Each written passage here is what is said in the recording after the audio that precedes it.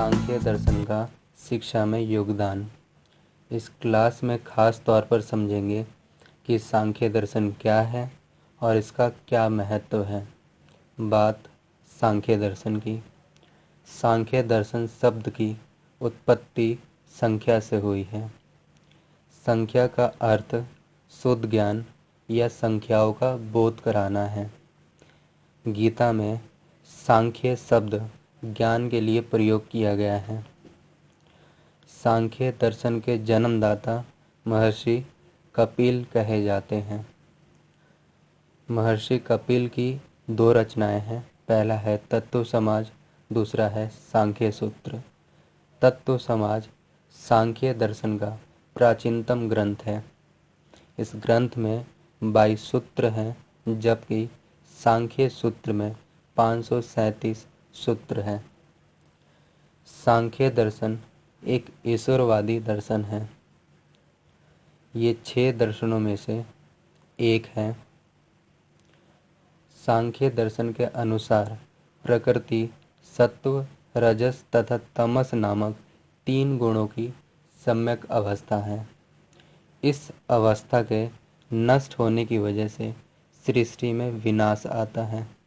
प्रकृति नितांत सूक्ष्म है, इसी कारण से इसे अव्यक्त भी कहते हैं। प्रकृति के विकास के दौरान उद्भव होने वाले तत्वों को व्यक्त के नाम से पुकारा जाता है।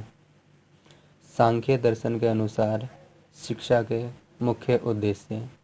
सांख्य दर्शन के अनुसार शिक्षा का प्राथमिक उद्देश्य बालक को अज्ञान से ज्ञान की ओर ले जाना है, जबकि बालक में क्रियाशीलता पैदा करके शिक्षा के माध्यम से उसका शारीरिक, मानसिक तथा बौद्धिक विकास करना।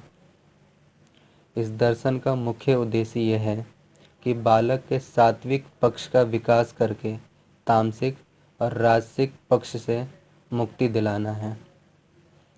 मानव जीवन की पूर्णता के लिए शरीर तथा आत्मा के बीच उचित प्रकार के समायोजन का विकास करना जरूरी है। बाह्य जगत के अनुभव के द्वारा बालों का बौद्धिक विकास करना सांख्य दर्शन का मुख्य उद्देश्य है। शिक्षक की भूमिका।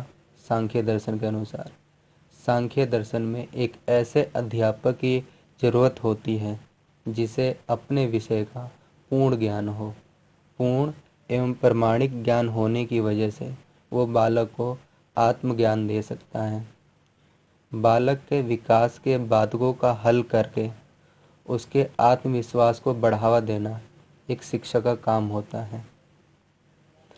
सांख्य दर्शन की शिक्षण विधियाँ।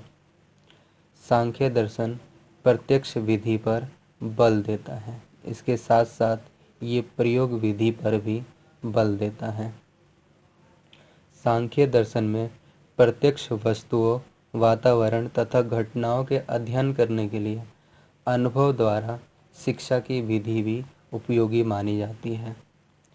सांख्य लगभग सभी नवीन और प्राचीन विधियों को स्वीकार करता है। छात्र अनुशासन के रूप में सांख्य दर्शन। 3 प्रकार के दुख इस संसार में हैं। पहला दैहिक, दूसरा आदि दैविक, तीसरा अधिक भौतिक।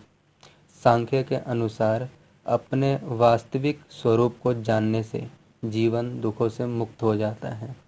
ज्ञान मनुष्य को मोक्ष दिलाता है। ज्ञान से ही अज्ञान को दूर किया जा सकता है। सांख्य दर्शन का उद्देश्य प्रकृति के स्वरूप को स्पष्ट रूप से समझाना है।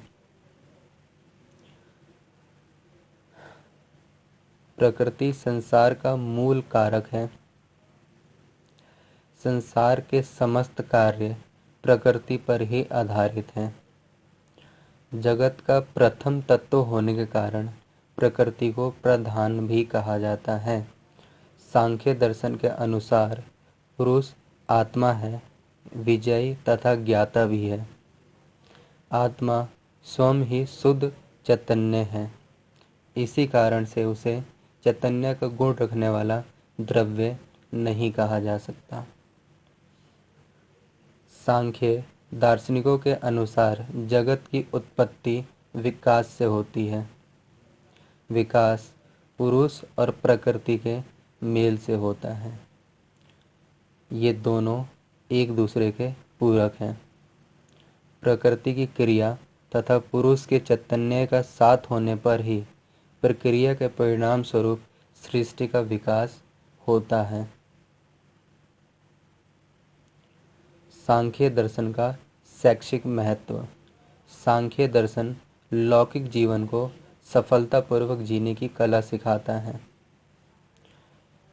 सांख्य दर्शन व्यक्तिगत विभिन्नताओं की ओर भी संकेत करता है। ये स्पष्ट करता है कि हर एक प्राणी में अलग अलग गुणों का आधिक्य होता है। यह व्यवहारिक और आध्यात्मिक दोनों प्रकार का ज्ञान देता है। यह लोकतांत्रिक विचारों का मार्गदर्शन भी करता है।